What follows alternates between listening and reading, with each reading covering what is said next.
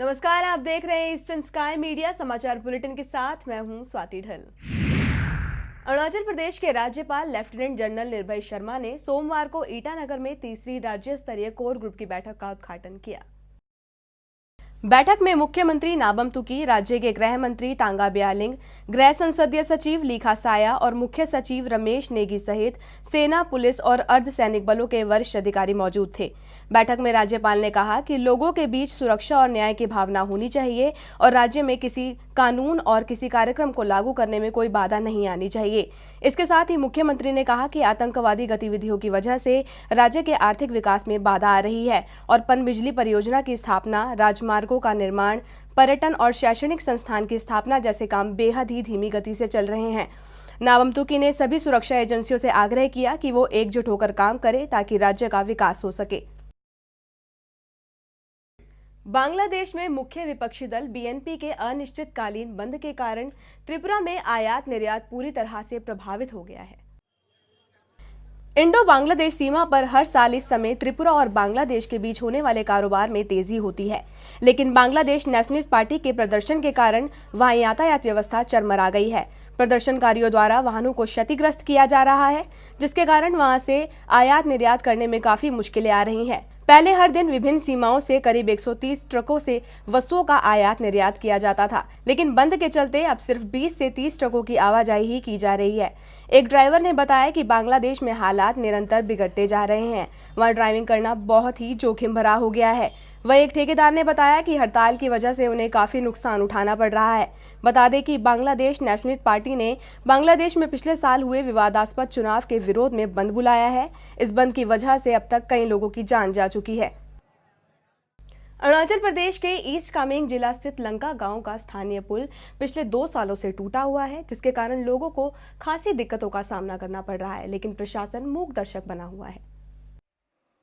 ये तस्वीर सईजोसा सर्कल के लंका गांव की है, जहां सड़क संपर्क न होने के कारण लोगों को मजबूरन इस टूटे हुए लकड़ी के पुल का सहारा लेना पड़ रहा है। गांव में पक्की सड़कें न होने के कारण ग्रामीणों ने अपनी सुविधा के लिहाज से लकड़ी का कच्चा पुल तैयार किया है, जो बेहद ही खतरनाक है। मानसून के दिनों में ये पुल और भी खतरनाक हो जाता है। मानसून के दिनों में ये पुल अन्य जगहों से पूरी तरह कट जाता है। ग्रामीणों के मुताबिक आजीविका कमाने के लिए वो हर दिन अपने जीवन को खतरे में डालकर पुल पार करते हैं। पुल न होने के कारण गांव के बच्चों की पढ़ाई भी काफी प्रभावित हो रही है। गांव के लोगों ने बताया कि वो कई बार स्थानीय विधायक से भी इनकी शिकायत कर चुकी है, लेकिन इसके बावजूद भी स्थिति जस की तस बनी हुई है। ये ब्रिज तो अभी आतम समय में एक बार तोड़ा तोड़ी पैसा दिया था। अभी कम से कम 2 साल हो गया ये पेंडिंग हुआ है सर। ये जो सीमेंट जो लगा के रखा है, पिलर लगा के रखा है, ये किसने बनाया था? और ये हम लोग ये बस्ती वाला ये बनाया था। आप लोगों को कभी यहाँ में जो आपका कोई भी एमएलए या कोई भी आके आप लोगों को ये बोला है क्या कि हम लोग ब्रिज बना देगा बोल के बोलता था? और आतम सब समय में मिनिस्टर था, वही समय में बोला है बना देगा बोल के, अभी तक कुछ नहीं हो रहा है। हाँ। तो अभी जैसे कि ये तो हम देख रहे हैं नदी है ना, नदी अगर बड़ा हो जाने से कितना प्रॉब्लम होता है? नदी ये होने से बिल्कुल ऐसे रस्सी बन के ऊपर से जैसे तैसे पार करके ये बच्चा लोग स्कूल भी नहीं जाता है। हम लोग यहाँ और कितना प्रॉब्लम होता बहुत प्रॉब्लम होता है। कभी कभी 10-15 दिन पार करने नहीं सकता है। जब बारिश थोड़ा ये पानी कम होगा तब जाके पार करके हम लोग राशन पानी लाता है। अच्छा, तो आप लोग ये सामान, भारी सामान बुक के ले जाने के लिए ब्रिज तो इतना टूटने वाला है, कैसा करके लेके जाते हैं? जैसे तैसे करके मैडम हम लोग लेके खाता है, क्या करेगा। इसलिए कभी कभी 5-6 दिन भी कोई खाना सना नहीं खाता। इसलिए अभी ये बस्ती का आदमी, इसलिए इस तरफ में आधा आदमी वहाँ में आए। ये 15 साल हो गया हम लोग बैठा है, दलों नहीं मिला है। तो जितना हम लोग खेती करने से भी खेती को हाथी ने खा दिया, तो हम लोग से मन तकलीफ में बैठा है। यहाँ में हम लोग इतना बैठा है, मेडिकल जाने से हम लोग तकलीफ है, बच्चा बीमार होने से हम लोग कितना पानी में पार होके हमने इतना तकलीफ में हम लोग बैठा है। तो इसको हम लोग इसका ब्रिज चाहिए हम लोग। और ये खेती करने से हम लोग पार करने से कितना तकलीफ होता है। यहाँ बैठने के लिए भी हम लोग तकलीफ है। और हाथी जो हम लोग खेती करने से हाथी ने खाता है। तो इसे हम लोग ये ब्रिज को हम लोग जरूरी हम लोग चाहिए, जैसे भी हम लोग। अपना एमएलए लोग को जितना मिनिस्टर से हमें जो अब अपना एमएलए को कभी नहीं बोला क्या? तो एमएलए को बोलने से एमएलए लोग बनाने नहीं सकता है। क्यों नहीं तो सकते आप? उसको ये वो तो नेक्स्ट साल में बनाएगा वाला नहीं बनाता है, एमएलए लोग नहीं बनाते। इसलिए हम लोग यहाँ मेडिकल जाने से, मेडिकल इतना दूर में तकलीफ है, बहुत दूर है मेडिकल में हम लोग पैदल जाता है। स्कूल का बच्चा लोग कैसे जाता है पानी तो ऐसे मैंने रू के हम लोग जाता है, ऐसे मैंने टेम्पोरली हम लोग बनाता है, उसमें पार करता है। तो कभी कभी पानी बड़ा होने से उस तरह में पार करने नहीं सका है, मैंने ऐसे में उधर में मैंने रुके बैठा है, यहाँ में ऐसे में रुके बैठा है, हम लोग रुक के बैठा है, मैंने बच्चा लोग पार करने नहीं सका है। पानी भरा होने से उसको कितना प्रॉब्लम होता है? बच्चा जो बहुत प्रॉब्लम रहता है हम लोग का, ये बच्चा जो तो हम लोग इसको मैंने पानी भरा होने से हम लोग कभी कभी नहीं जाता है, 1 महीना 1 हफ्ता मैंने इसे हम लोग नहीं जाता है। मैंने बच्चा लोग यहाँ में हम लोग का घर में बैठने से स्कूल में जाने नहीं सका है, इसको जैसे भी आप लोग दलुंग बना दो। इस वक्त इस समय में सिजुसा से जो आने के बाद एक लंका विलेज पड़ता है, यहाँ पे हूँ मैं। यहाँ पे हम देख सकते हैं जो ये ब्रिज है, बहुत सालों से ये ऐसे ही पड़ा हुआ है, ऐसे ही गांव वालों ने खुद कंस्ट्रक्शन किया हुआ है। और यहाँ पे जो पोस्ट पिलर भी लगा के रखा हुआ भी खुद गांव वालों ने बनाया है। और ये गांव वालों का कहना ये है कि जब ये पानी या नदी जब बड़ा हो जाता है, जब बारिश के समय में वो यहाँ से कट ऑफ हो जाता है, जो सिजुसा जो मेन टाउन है वहाँ से ये विलेज वाले कट ऑफ हो जाता है, उनको आने जाने का कोई रास्ता नहीं होता। और उस समय अगर जब ये पानी बढ़ने लग जाता है तो बच्चे भी यहाँ से स्कूल नहीं जा पाते, बहुत दिनों के लिए ये कट ऑफ हो जाते हैं, इनको कुछ राशन पानी का इंतज़ाम नहीं कर पाते। और गाँव वालों का ये भी कहना है कि यहाँ पे इतने सारे मिनिस्टर्स एमएलएस आए पर उन्होंने कभी इनको ऐसे ये ब्रिज को बनाने का कोशिश नहीं किया, जबकि उन्होंने बहुत बार ऐसा आश्वासन दिया है कि वो इस ब्रिज को बना देंगे। पर अभी तक हमने देखा है कि अभी तक ये ब्रिज तो बना नहीं है, ये खुद गांव वालों ने खुद बनाया हुआ है। इनको कितना प्रॉब्लम यहाँ पे, अगर कुछ मेडिकल इमरजेंसी हो गया तो भी ये यहाँ से नहीं जा पाते हैं, और इवन अपना राशन पानी भी यहाँ से नहीं उठा के जा सकते हैं, क्योंकि ये जो ब्रिज है ये कभी भी टूट सकता है, कभी भी गिर सकता है। और हम देखते हैं कि अरुणाचल में ऐसा बहुत सारा डिस्ट्रिक्ट है, ऐसा बहुत सारा गाँव है जहाँ पे लोगों को ब्रिज के नाम पे कुछ नहीं मिलता। जब इलेक्शन आता है तो सब बोलते हैं, प्रॉमिस करते हैं कि वो ब्रिज बना देंगे, ये कर देंगे, वो कर देंगे, लेकिन जब हम रियलिटी में जाके जब पहुंच के देखते हैं तो सिर्फ ऐसा पिलर या ऐसा कच्चा ब्रिज गांव वालों का खुद बनाया वाला ही मिलता है। तो ऐसा बहुत सारे विलेजेस है जहाँ पे रोड कम्युनिकेशन ब्रिज के नाम पे गांव वालों को कुछ नहीं मिलता, जो भी मिलता है वो है तकलीफ़ के अलावा कुछ नहीं मिलता, और प्रॉब्लम के अलावा कुछ नहीं मिलता। तो हम देखेंगे कि आने वाले समय में हमारे जो एमएलएस एमपी मिनिस्टर्स है वो क्या करते हैं इन गांव वालों को, अरुणाचल के देशवासियों को, गांव वालों को पहुंचने के लिए वो क्या करते हैं। लंका से वीडियो जर्नलिस्ट हितेश मोरंग के साथ मैं टाइम्स अपना, eastern sky media. Arunachal Pradesh के ईटानगर स्थित सिद्धार्था हॉल में मंगलवार को अरुणाचल गॉट टैलेंट शो के तीसरे एलिमिनेशन राउंड का आयोजन किया गया। तीसरे एलिमिनेशन राउंड के साथ ही अब मुकाबला और भी रोमांचक और कठिन हो गया है। इस राउंड में 10 सबसे बेहतर प्रतिभागियों का सिलेक्शन किया गया है, जो टैलेंट स्टार बनने की दौड़ में शामिल हो गए हैं।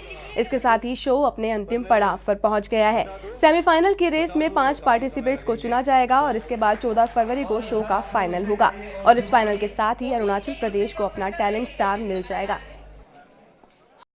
मणिपुर के इम्फाल पूर्व जिले स्थित परीपुरी पुकेई इको टूरिज्म सेंटर में सोमवार को पतंग महोत्सव मनाया गया। महोत्सव का आयोजन परीपुरी पुकेई इको टूरिज्म सेंटर ने मणिपुर काइट फिलर्स क्लब के सहयोग से किया था। राज्य में विभिन्न समुदायों के बीच सांप्रदायिक सद्भाव को प्रोत्साहित करने के मकसद से फेस्ट का आयोजन किया गया था। परीपुरी पुकेई इको टूरिज्म सेंटर के अध्यक्ष एनजी कांजिया मांगांग ने बताया कि फेस्ट के माध्यम से राज्य में पर्यटन और विभिन्न समुदायों के रीति रिवाजों, परंपराओं, हस्तकलाओं को बढ़ावा मिलेगा। इस फेस्ट में 42 जनजाति समुदायों ने अपने स्टॉल्स लगाए थे। Okay, my good name is Ibeto Tokchom and I'm a professional model of Manipur. So how do you find yourself in taking part of this kite festival, Manipur Kite Festival? Yeah, I feel very glad. It's very nice to be part of this festival as it is one of the most biggest events in Manipur. So this being the first and very enjoyable one. So do you really think such kind of festival will promote the kites in Manipur? Yeah, of course, it will promote as Manipur, according to the climatic conditions and this topographical features of Manipur, I think kite festival is very good in Manipur, and I think it will promote. I mean, kite will be promoted in Manipur as well. I would like to say my name. I am from Krang Umleka and my name is Sonali. So how do you find yourself being a stall over in this Manipur State Kite Festival? It is a very good profession, and first of all I would like to say that the kites are of different types. The shapes are of the light fish and aeroplane and in a rectangular. I would like to say they are of different types, and I want to say that let us enjoy this program. And What is the price range of kite over here? price 50 to 1,000. 50 to 1,000 approximately like that. So what is the buying rate of over here? Pardon? Buying rate of The cheapest one is about rupees 30, and they are of different types. Like the kites are expensive are also available here, and the cheapest are also available here. Everyone, whoever wants to buy, they can buy in different in. Do you really think such kind of kite festival will promote the kite club in Manipur? Yeah, of course, especially the kids, no? The kids are they want to play this such type of this kites, flying kites. They are very much interested in that, and not only the kids, no, especially all the youngsters are also interested in this, and I hope they will enjoy flying kites. Your name and your profession, please. My name is Lasham Singthang Khomba, and my profession was for businessman. As I want to become a businessman, and my favorite hobbies was playing pool and just social work, just helping for every person. Just even I tried in the previous year also, I gave donation to the farm home and so many small things. Right now I'm so young, but So can you tell me about the event that's being organized in here?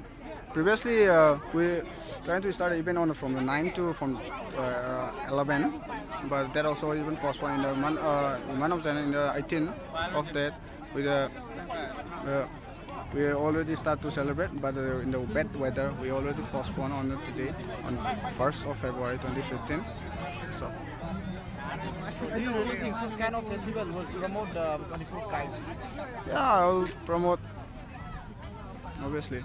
So how many stalls are being taken part for the kites?